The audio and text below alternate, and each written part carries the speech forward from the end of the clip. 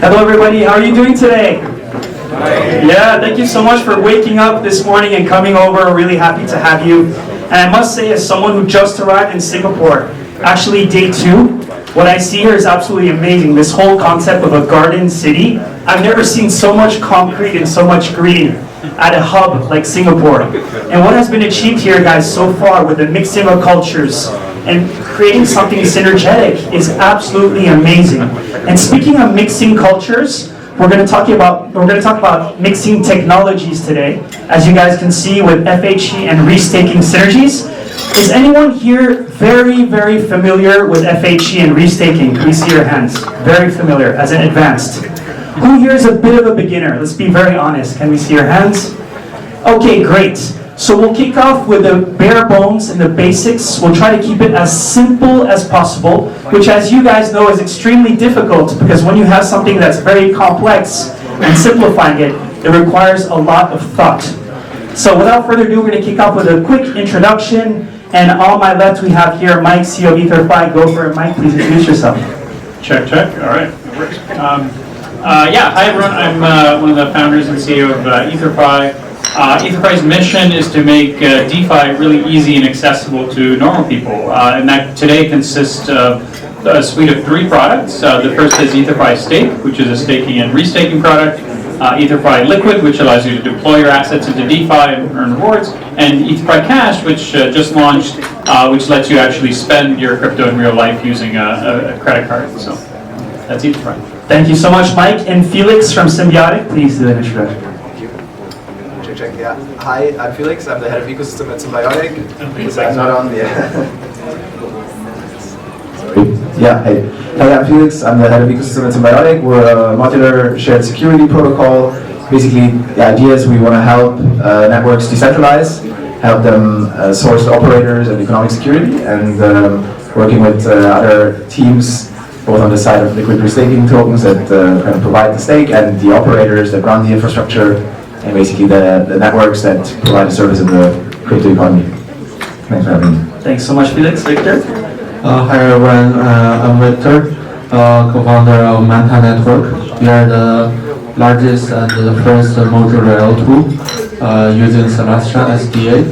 I think everyone maybe knows us from the new paradigm days. Like we are one of the first have the yield-bearing native token on the L2, and we started the TVL game back in the early this year.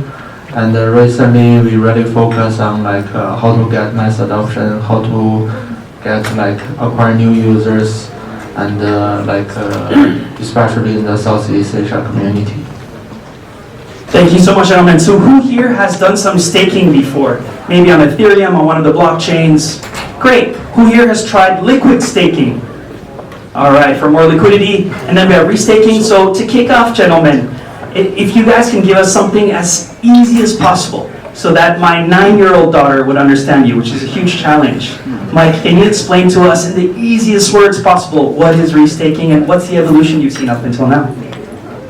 Sure. It's always tricky to know at what level of the hierarchy to start. We'll talk about Ethereum to start. So the way the Ethereum network works is you stake currently 32 ETH, which is the native token of Ethereum. That gives you the right to run a node, to run part of the network, and in exchange for that, you get fees. You get various rewards from the network. That's basically how Ethereum works. You stake a bunch of tokens, you run a node. The challenge with that is you lock up those 32 ETH, and so that's not ideal. So what liquid staking is, allows many users to pool together their ETH and get a receipt token, and then in turn delegates the node operating part to people that do that professionally or solo stakers. And so then that receipt token becomes basically, effectively a yield-bearing ETH. So the largest example of that type of token is Lido's SDE, but there's other examples like Etherfi's token. So that's staking. The way it works is you take some risk. You put your ETH at stake that you're going to run this node correctly. You could get slashed if you don't run it correctly, and in exchange you get some rewards. So the idea of restaking is repurposing that same ETH to secure other crypto-economic networks. So you stake it for Ethereum, but then you could stake it for other services. Oracle networks, other blockchains, all kinds of really fun and interesting things. And so then you enroll your ETH into new slashing conditions, basically new networks that you're securing in exchange for more rewards. So more risk, more rewards. It lets you sort of play further out on the risk network, and that's been the kind of like the narrative in Ethereum for the last year or so. The crypto world has kind of lost its mind around restaking, through billions, tens of billions of dollars into this crazy thing, in hopefully a few weeks, the first set of restaking rewards are going to start. So the thing is actually going to start happening. But so far it's been the typical crypto speculative mania. Can we get a round of applause for such a great explanation? That was amazing, Mike. Well done. The best I've heard up to date. There's a big challenge for you, Felix. Yeah, I'm not sure how much there is to add. I think one thing that maybe wasn't mentioned, like Mike focused a lot on Ethereum, which is also like where restaking started, as like this idea to expand the security features of Ethereum as an asset, but it's not really limited just to use Ethereum. Basically, you could use any form of collateral or other token to secure proof of stake networks. Like we already have like other proof of stake networks, right, that use just their own native token for staking, like Sol or like DOT or whatever else. And like in principle, there's nothing stopping us from also like using BTC to secure certain networks and kind of layer additional use cases on top of each other and then securing them. So that's also like a very interesting, I think, development that we're seeing, that we're getting into a place where all these other assets that are potentially also already productive, like stablecoins or yield-bearing stablecoins, can also be used on top of their like sort of borrowing yield that they're earning to also secure a network and get like an additional yield on top of that. And basically, for example, in stablecoins, what's really interesting is that they don't have the price volatility of the normal crypto tokens that you have, that price can go up and down. So you have like a stable amount of security that you want as a network. Maybe you would say like, okay, I need like $10 million of security to secure this specific use case. Let's say there's a bridge, we're doing like $10 million of volume per day, and maybe you just exactly need 10 million in case the bridge is hacked, that someone has to like sort of underwrite that and make up the loss. So you could like secure that exactly with like a stable coin, and then you have exactly the amount of security you need, and you know how much you need to pay for that, and so that's like quite a nice development that we're seeing. And yeah, we're going to see, like Mike said, so far nothing is in production really, and we're getting to a point where there's actually slashing and rewards, and these networks actually deliver services soon. And Symbiotic is also like part of that development, hopefully. And I think that's what I wanted to add. Maybe Victor, you have anything else to add to? Yeah, I mean, like, I think I don't have to explain everything from the term side. I just like give an example. In the Chinese Web2 world, there's something called happy beans. Like, if you basically get any reward, they give you it's like an IOU point.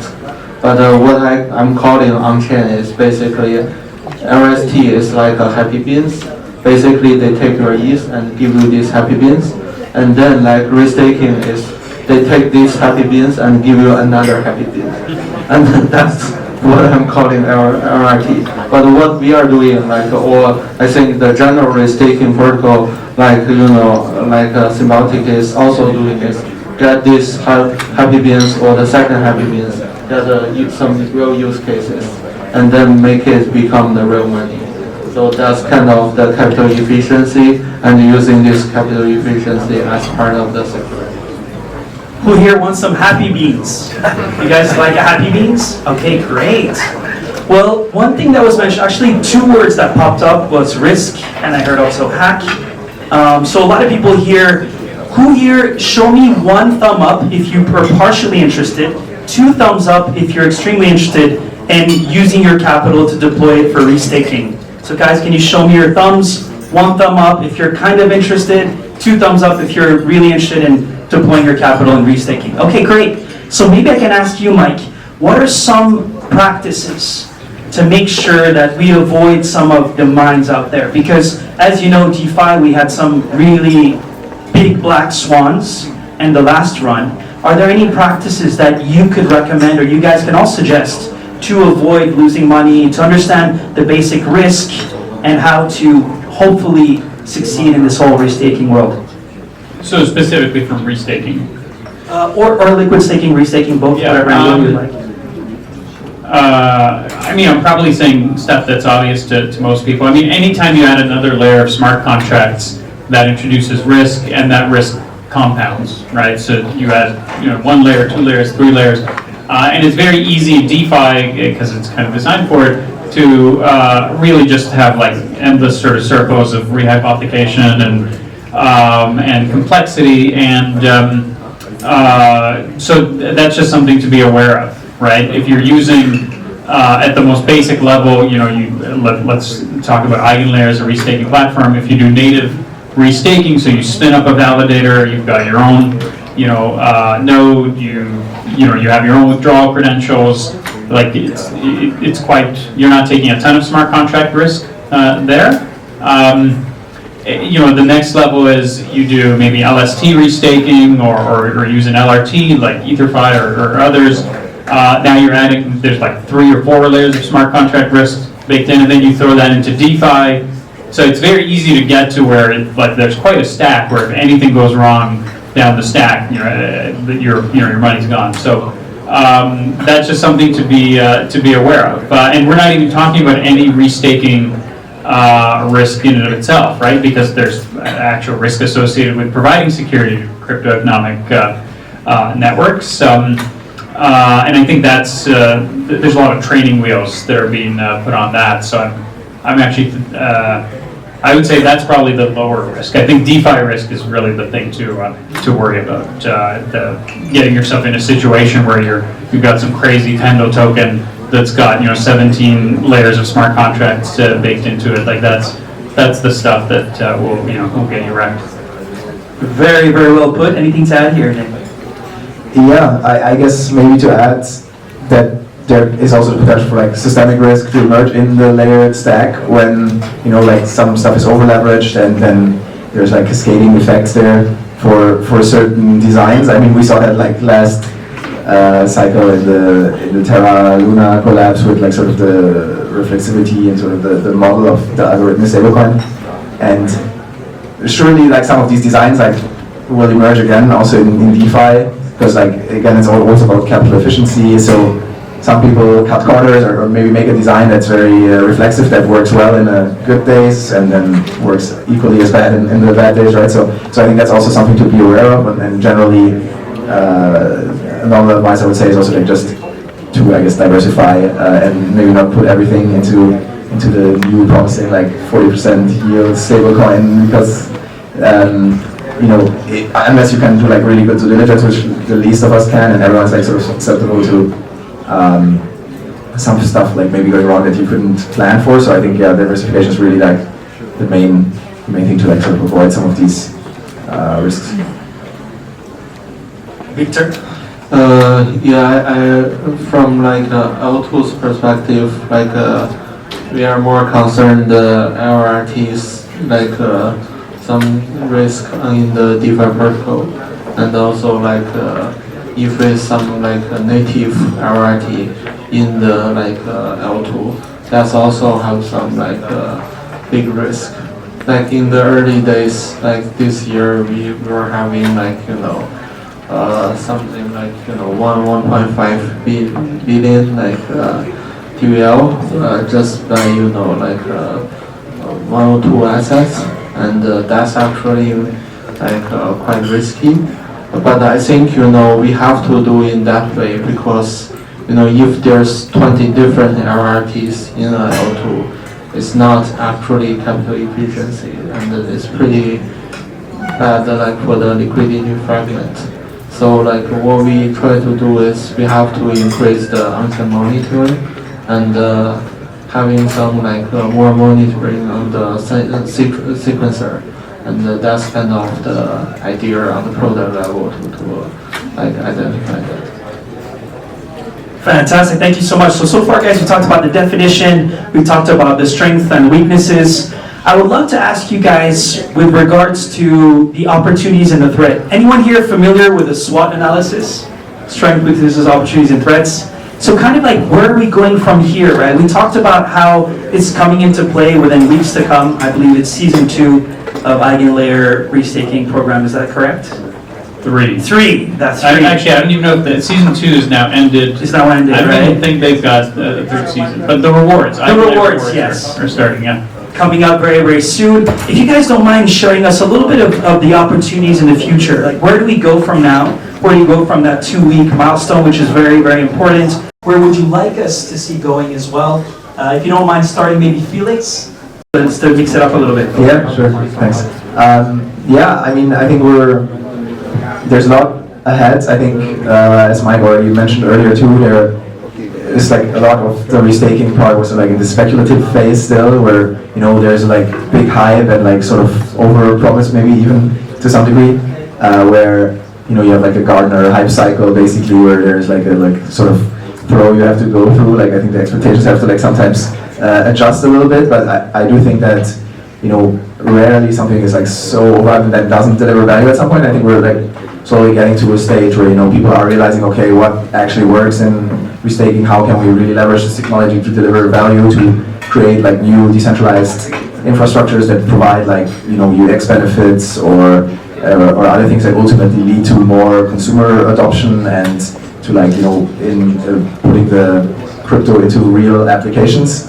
And so that's what we're excited about, what we're working on. And I think things tend to take a bit in crypto. We are now, I think, like 10 years in the industry, and like maybe 6-7 years of Ethereum, and slowly but surely the stack is like maturing, and there you can like now start to show some things to normal users.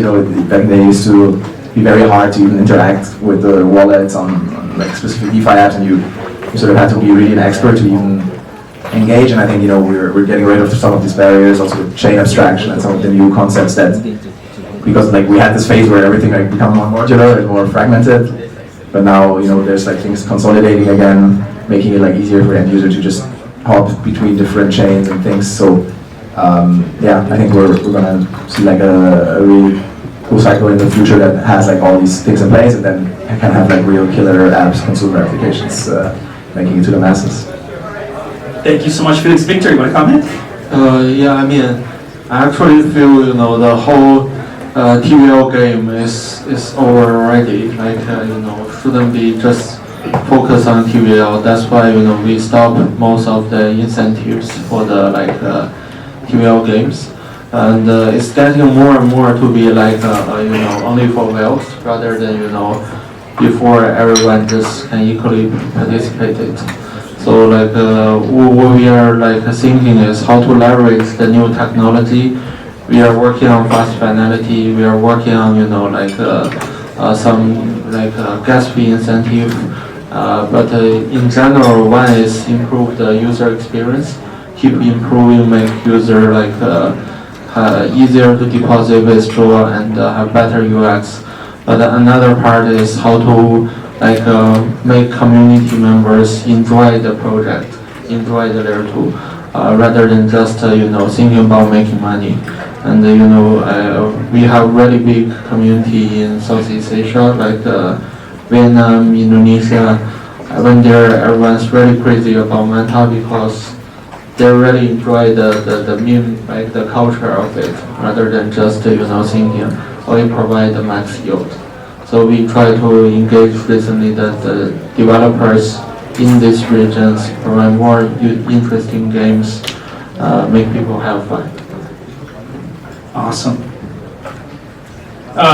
Yeah, I mean, crypto is still in this phase where there's really two applications, right? There's gambling and there's stablecoins. That's everything else. Rolls up to those two things. There aren't really any material sources of external income from real economic activity. We're now starting to see that with RWAs. There's some treasury, T-bills and stuff getting tokenized. But yeah, I mean, so for for the vast majority of projects, the business motto is, print some casino chips and take a rake. That can work. That can actually scale to, as we can see, that can scale to a pretty large size. But fundamentally, at least to me, that's not super interesting, and it's always going to be subject to the boom and bust cycle that leads to monetary expansion, that's driven by monetary expansion or contraction. And so, the printer's on, cool, all the speculative assets go up. Printer's off, everything melts. The only thing that matters in the long run, if crypto is to become more relevant and go beyond just being a giant casino, is actual economic utility, which means productive assets on chain. It means people being able to do stuff that they couldn't do before, and that applies equally well to restaking. You have to be able to do something that you couldn't do before. And we're probably years from that. I mean, it's going to take years to actually do the real work. Because real work is hard. Launching a token is not. So I think that's kind of how I look at it. Is everything that we're building has to kind of work towards that real economic value creation. Amazing. You guys appreciating the humble and the modest approach of these panelists so far? Can we hear you? Yeah. Can we hear a little woo? Yes. All right. Try to wake you up. Okay, great. So as we kicked off this panel, we're talking about how Singapore has managed to create mixed cultures in a synergetic way. And obviously here we're talking about FHE and restaking, specifically two technologies binding with each other. Anyone here has read the book called Blue Ocean Strategy? Does that sound familiar to some of you?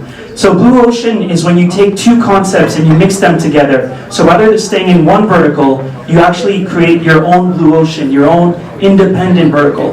And one of the first examples in that book is about the Cirque du Soleil. Anyone have heard of the Cirque du Soleil? And the Cirque du Soleil managed to succeed in an environment where actually the circuses were going bust in Las Vegas. They were closing down. It was an industry that was dying. But how they managed to survive is they managed to blend two different worlds, where they looked at the circus world, but they also looked at why do people want to go into the movies? Why do they want to go to concerts? Why do they want to see people acting on stage? And they took multiple concepts to create a blue ocean strategy. And now they are the biggest circus, quote unquote, or show, one of the entertainment shows in the world as of today. So maybe here next up, guys, and I know this is a very difficult question on blending technologies of FHE, restaking, because these are both very new technologies. But do you guys see some sort of combination that can create, Batman joins Superman, to create some sort of new offering, new case study for people out here looking forward to the future developments of how these technologies, modular technologies combine? So if you don't mind kicking off, Mike. Sorry, very heavy question. Sure. I wonder if Felix could have a better answer, because there's going to be tons of ABSs or restaking networks that provide FHE services. So I think you'd probably know more about which ones are doing stuff. Yeah. Thanks. Like my network is also one of our partners on this, and I'm wondering, which one is the circus? Is it restaking or is it FHE?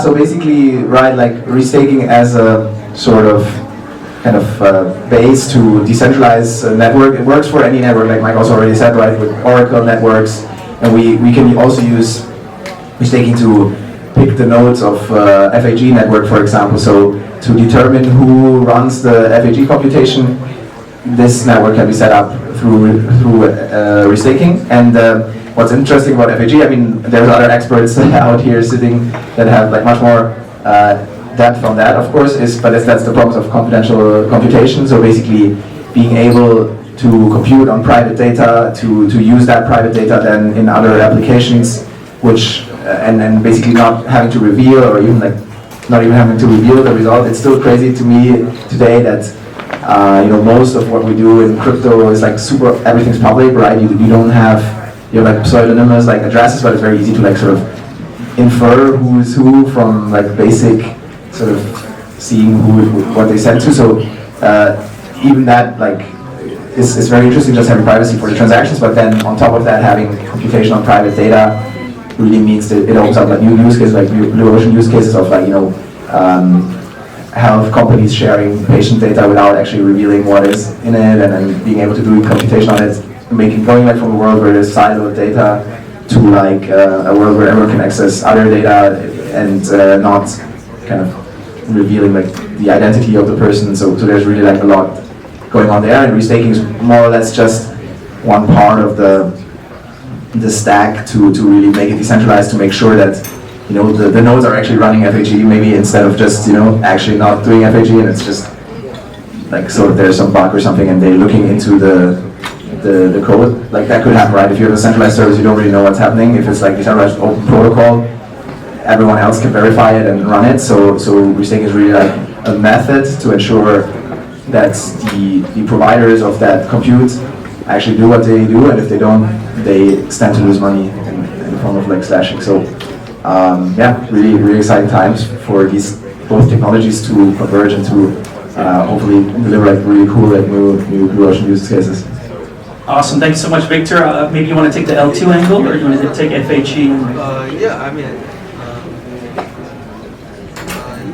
mean, like very interesting, I think, use case I see from the Manta network. What I'm calling is called re-governance. So it's basically combined like restaking and governance. And it's actually I talked to the founder. They start this product, and basically they're using the same as restaking for the security. But they do use FHE for the hiding information governance voting. So it's actually made this. This is the first time I see not using Oracle and Bridge and fast finality for the restaking use case. And that is quite interesting concept. But I hope they can make user get more education on that, so everyone can understand what's going on and participate and enjoy the product. Besides, talking deliver the concept.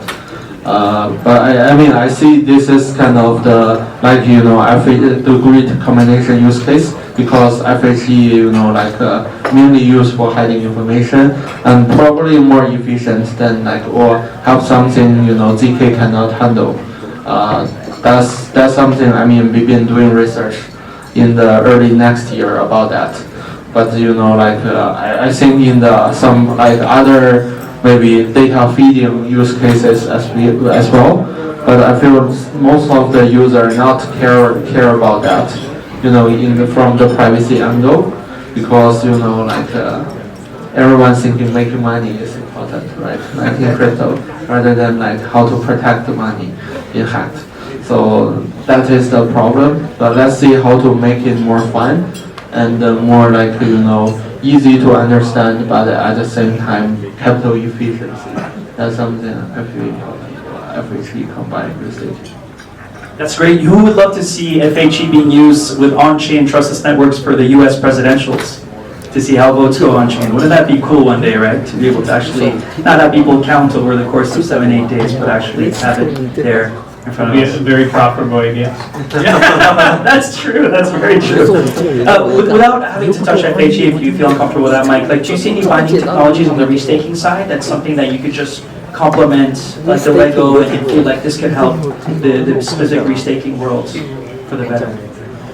Sorry, you mean FHE specifically plugging into restaking, or? Yeah, into restaking or other technologies, if that's too much of a... like other restaking. Yeah, I mean, well, I'm trying to think of how to connect the two. I mean, there's tons of restaking services that I think are really interesting. There's really interesting stuff going on with pre-confirmations that I think is also going to generate lots of revenues. Bootstrapping new blockchains. I think conceptually there's a lot of things you could do with FHE, but I'm probably not deep enough in the space to really kind of be able to rattle off the applications. But I mean, I think you just mentioned one, voting being an interesting one. Awesome. So, one thing that I love about restaking, I'd love to ask you this, Mike, is it feels like it's a tool that does not exist in traditional finance. As in, you can rehypothecate some investments, but it feels like there's potentially something new, and that would bring possibly some people from the Web 2 world or TradFi world into DeFi.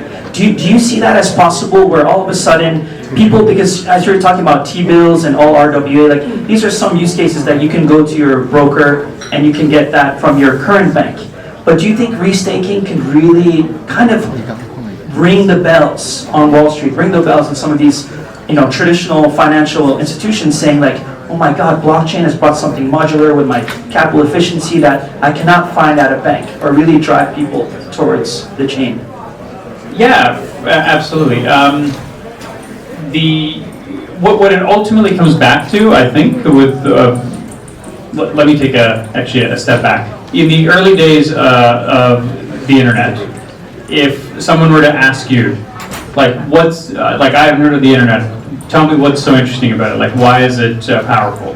And you might give a few examples of why the internet is interesting. You might say, well, I can read the newspaper in the internet. And you would say, well, I can read the newspaper normally. You could say, well, I can listen to the radio on the internet. Like, I can do that. I can buy stuff on the internet. Like, I've got a catalog right here, And so you go through the applications, and with every one of them, it's like, well, yes, you could do it in other ways. So what was the power of the internet? Like, why was it interesting? And I think actually it's very analogous to crypto. The power of the internet was, in effect, composability and the fact that it was permissionless. Anybody could put up a site, and you could suddenly wire things together that previously you couldn't conceive of. You couldn't wire together, an insurance company with a bank, with a weather service or whatever. And suddenly all these things could intermingle and interact in ways that they couldn't before. So it really was this sort of permissionless innovation and composability that made the internet powerful. I think restaking is in the same category in that it opens up a way of programming. In the case of restaking, you could think of it as sort of like programmable consensus. And services like being able to rehypothecate assets across a bunch of different networks and use this model of shared security. That is something that, yes, you could technically do that in a lot of TradFi, but it would take you 10 years, to get the requisite sort of licenses, and practically speaking, you couldn't. So the power of it is in the flexibility and the programmability and composability of the whole system. So I think it really does go back to the power of crypto, at its core, and is analogous to what we've seen in other kind of breakthrough innovations before. Awesome, Felix. I see you nodding like literally the whole time. You must feel this, or you understand this. Anything to add that? Yeah, I think Mike's totally right there. I think, I guess restaking as like a sort of way of bootstrapping it also even faster, and maybe like not everything having to be built by the core team, and basically like really dialing in on this modular architecture is what is interesting to us, where, let's say you're an L2, maybe you want to decentralize sequence, and you want to have like certain gadgets on your L2 that are secured by your own token even. You can build some of these use cases yourself and use your own token, but maybe like someone of the community also wants to like add another additional service, let's say threshold encryption on your network to like blind the transactions or something, and they could build that and say, hey, I'm also going to use your token to use that to bring that service to life, and that way you as L2 are like, oh cool, they're using our token to like secure it. It makes a lot of sense. We should adopt that, and like that you're like expanding your network, you're growing it, which is like very promising. Versus like the approach of like, hey, everything we're building ourselves, like go away, and it's like a great way of building an ecosystem and like growing ecosystem. So I'm really excited for that, and that's why we're also designing it in a way like Symbiotic now, the protocol where basically you can pick any token you want, and you can like build these like complex restake networks for different token ecosystems, such as like for example on an L2. So yeah, it's could be really cool. Very, very cool. I see you nodding as well, Victor. You guys are all in sync. You're feeling each other. Yeah. I mean, like, I just say I agree with everything. If I say something more, like, I just think about, like, in the 2017, everyone tried to build their own L1 and build their own standard. But like in 2020. The other cycle, everyone started to all build the EVM. So execution layer like is getting to be more and more standard. Right now, just basically to standard execution environment, maybe 3, EVM, SVM, and maybe move. So if someone say, oh, I will do another smart contract platform, it will be extremely hard. But I think on the infrastructure level, the whole restaking, design basically change everything. So on the before we only have this modularity that's only on the DA side, but right now the bridge can be standard and the Oracle can be standard.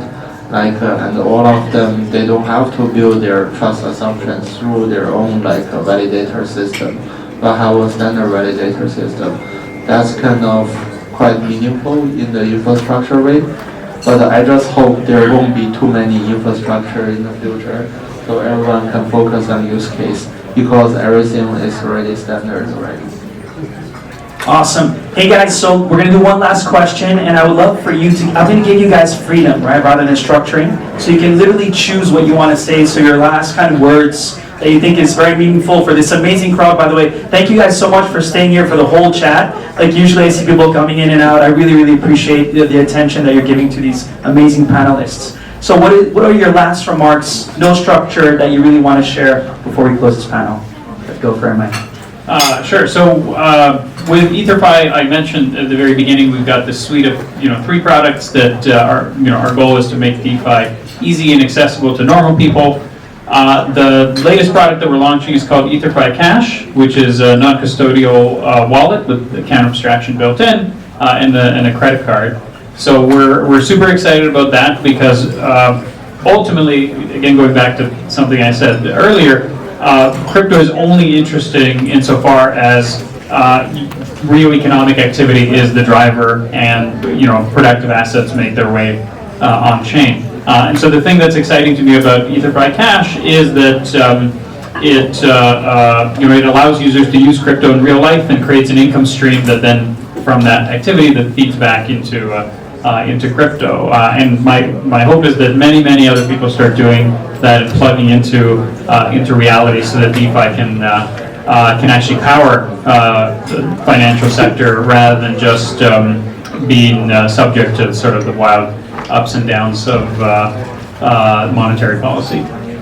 Awesome, thank you so much. And by the way, guys, just a quick reminder, if you're not staking already, of course you have proof of stake, you have liquid staking, and then restaking natively in terms of risk levels. So please do get engaged, right? Get your hands dirty, try things out, because a lot of people do believe this is the future of finance. And yeah, thank you so much for the answer, Mike. Felix, last word.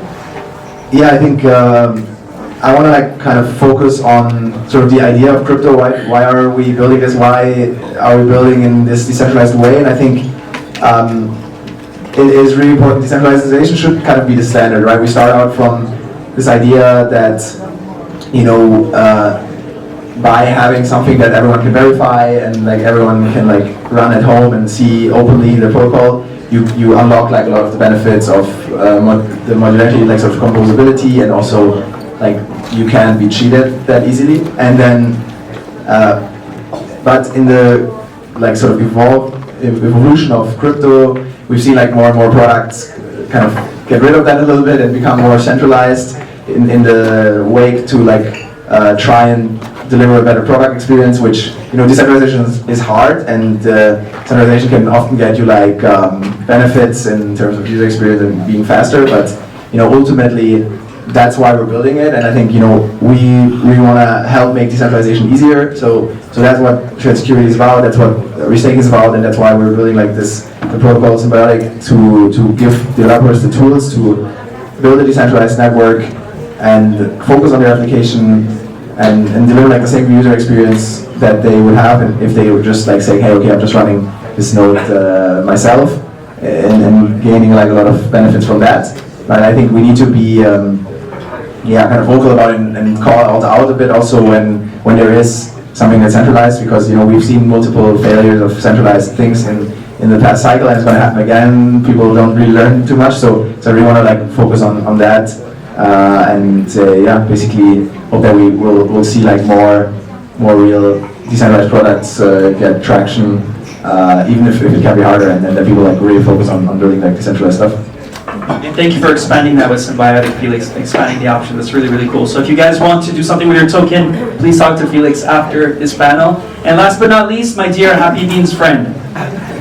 Yeah, I mean, like, what we try to do is get a Happy Beans mass adoption, right? Just improve the capital efficiency. I mean, like, we have this kind of CD5 product, we have restaking, like LRTs, but from a platform perspective, we just get this, all of the new assets have mass adoption, and also we support the emerging market builders. Those builders we see in the Southeast Asia, they really try to get, product market fit, have really strong cash flow product, but there's no VC back them, and we really like to support them, and we're also like the title sponsor of the eScale, right after token. So like we really want to support these kind of builders and build the community, align with builder, and make users enjoy the network, have fun about it.